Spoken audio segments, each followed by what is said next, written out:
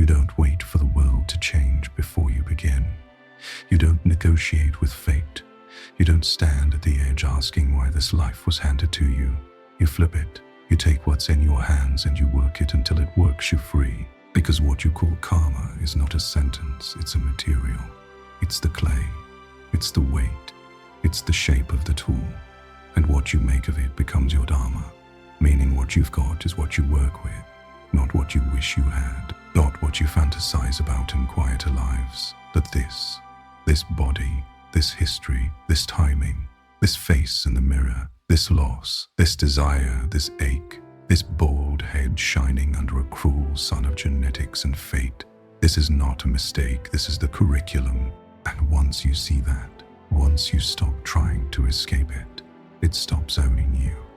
And suddenly even the thing you resisted becomes the doorway that releases you from being anything at all. Because you thought freedom meant leaving the world, cutting the cords, dissolving into light somewhere clean and untouched. But first you cling, then you awaken, then you reject, then you return, and finally you arrive not as a seeker but as a presence, where family is no longer a trap and suffering is no longer an insult, and desire no longer owns you because it's seen, and pain no longer defines you because it passes, and love no longer binds you because it flows through you, and the world you once tried to escape becomes the very altar you kneel upon without kneeling. You tried the robe, the restraint, the holy postures, the silencing of hunger and fire, and each time another mask slipped through, anger behind celibacy, pride behind discipline, greed behind virtue, and the joke revealed itself that the ego is not defeated by suppression, but by transparency, by being seen without judgment, because the fire you feared is the fire that refines you, and what looks like destruction is relief, and what looks like drowning is baptism, and what looks like chaos is initiation. So you step back into life, not to get lost again, but to walk it awake, using relationship as practice, grief as practice, boredom as practice, washing the same bowl for 17 years as practice, not to improve yourself, but to arrive fully in what already is, until doing dissolves into being, and sacrifice dissolves into breath, and service dissolves into joy. And suddenly, compassion isn't something you perform, it's what you are when there's no one left to protect. You thought the problem was the world.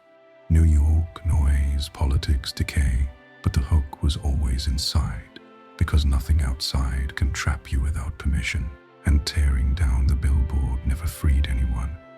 But seeing the desire it clung to did, and so you stop running from temptation and start studying it, not with hatred but with curiosity, and even the city becomes a cave, and even chaos becomes a teacher. And yes, you were born into collapse on purpose, not by accident, not as punishment, but as punishment, but as curriculum, because a golden age wouldn't have burned clean enough, and you needed fire, the kind that frightens you into believing the illusion so deeply that awakening actually matters, where it's real and not real at the same time, where you cry and laugh and break and still remember, and where compassion isn't theoretical but necessary.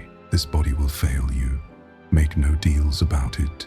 It will ache and forget and slow and leak and die. And you can spend decades resisting that truth, or you can bow to it and learn what doesn't die, because the terror isn't in aging. It's in mistaking the body for the self, and when that illusion loosens, sickness becomes instruction, loss becomes clarity, death becomes proximity to truth, and fear becomes a compass pointing to what you're clinging to, not the identities you defend so fiercely, because everything you think you are will change, and the suffering comes from insisting it shouldn't. So instead you learn to host emotions without building houses for them, to let sadness fly overhead without nesting, to let joy pass without chaining it to the floor, to live in the rhythm of arising and dissolving without calling either permanent. And when others come wrapped tightly in who they think they are, you don't rip it from them. You love them without reinforcing the knot. You become an environment spacious enough that letting go is possible without demand, Because the deepest kindness is presence without capture, and the deepest strength is saying no without closing your heart.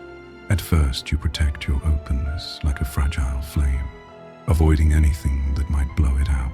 But eventually, you trust it enough to walk into wind, knowing you'll lose it and find it again, knowing highs pass and lows pass, knowing clinging is the only real trap, and that aversion binds just as tightly as desire until you realize you don't need to manage life at all, only meet it. So each act becomes sacred, not because it's dramatic, but because it's complete. The tea, the dish, the child, the dying friend, the conflict, the refusal, the embrace. This is how the universe heals itself, not through grand gestures, but through presence unbroken, through staying open where you once shut down, through stepping closer to the fire instead of asking for water. And yes, loving in the presence of suffering is terrifying, because it means feeling it without armor. But slowly, you discover that emptiness is not absence, it's capacity. And when pain moves through emptiness, it doesn't stick, and compassion doesn't drown you. It flows. This whole life, every addiction to methods, every chase for awakening, every crash, every return, has been teaching you the same thing. Stop going somewhere else. Stop becoming. Stop fixing. And arrive, not as someone special, but as warmth has always been here, where you are me and I am you, and we are using each other to wake up, not exploitatively, but collaboratively, because there is no them at the deepest level, only masks speaking to masks until remembrance breaks through. So take what you've been given, all of it. Don't curse it, don't decorate it, don't flee it, work it, love it, let it undo you, and you'll find that what you thought was your burden was your door, what you thought was your prison was your practice, and what you thought was the end of the path was simply